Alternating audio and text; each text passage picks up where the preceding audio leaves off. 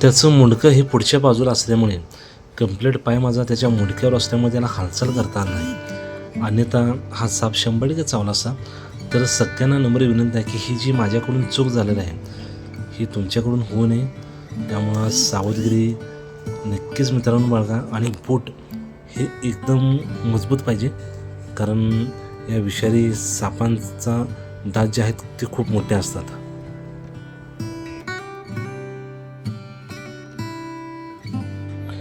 गडावर आपणास पाण्याचे भरपूर असे टाके पाहायला मिळतात. तर किमान 12 ते 14 टाके पाण्याची असावीत आणि प्रत्येकाची रचना, त्याचा आकार आणि पद्धत ही एक वेगळ्या पद्धतीची रचना आपल्याला पाहायला मिळते. तर मुबलक म्हणजे भयानक भरपूर असं पाणी आहे. तर अलंग किल्ल्यावरचं हे सुंदर आणि 12माही पाण्याची टाके आपण पाहत आहोत.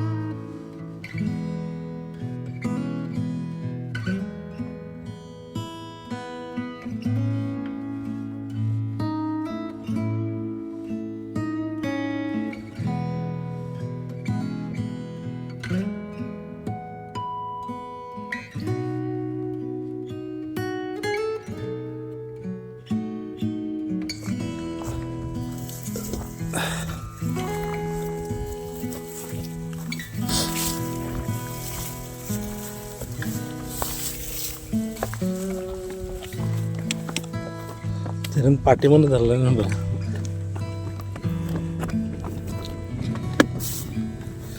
आम्हाला सांगा साप आहे बसले. ओ मामा, ते खाली एक राजवाडा दिसते की नाही छोटा, तिथे साप आहे घोणस झोपले. भरपूर आहेत इकडे, सापाला तोटाच नाही. काय सांगाला?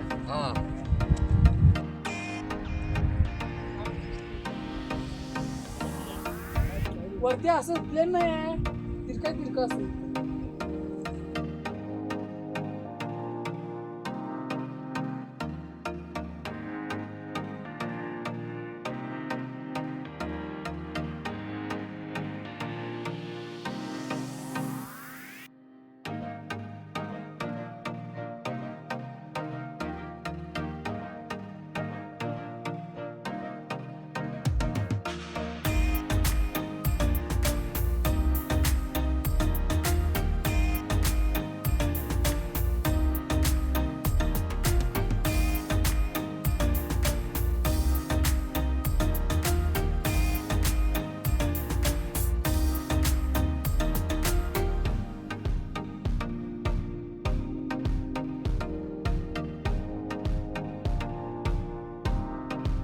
वरील किल्ल्याचे सर्व म्हणजे जे काही अवशेष आहेत हे अवशेष पाहून आम्ही पुन्हा गड उतरायला लागलो.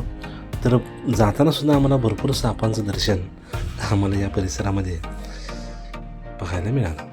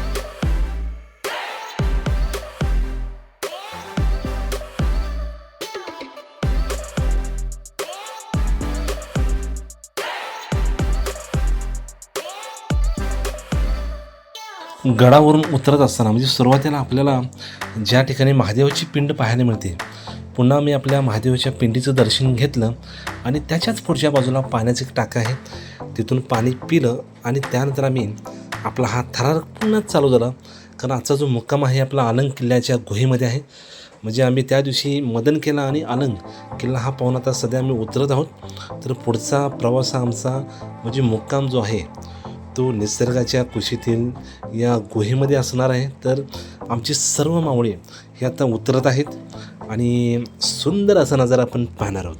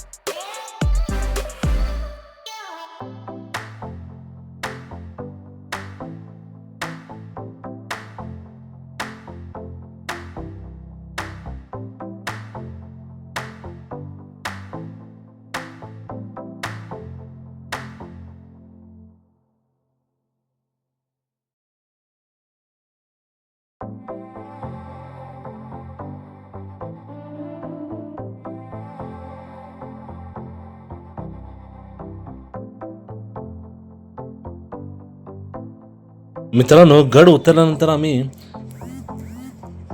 गुहेच्या दिशेने वाटचाल केली आणि त्यानंतर आमचा मुक्काम हा गुहेमध्येच होता रात्रीचा. तर त्या ठिकाणी सगळ्यांना भुका लागल्या होत्या आणि मस्तपैकी भास्कर यांच्या टीमने जेवण केलं होतं. जेवलो आणि मस्तपैकी या गुहेच्या समोरून दिसणार हे रात्रीचे सुंदर असा नजारा आम्ही पाहत आहोत. तर आजचा जो प्रवास आहे हा आमचा सकाळपासून हा चालू होता आणि सकाळी आम्ही मदन किल्ला केला, त्यानंतर अलंग किल्ला करून आम्ही आता या गुहेमध्ये रात्रीचा मुक्काम आम्ही करणार आहोत. उद्या आपण पुढचा प्रवासात भेटणार आहोत.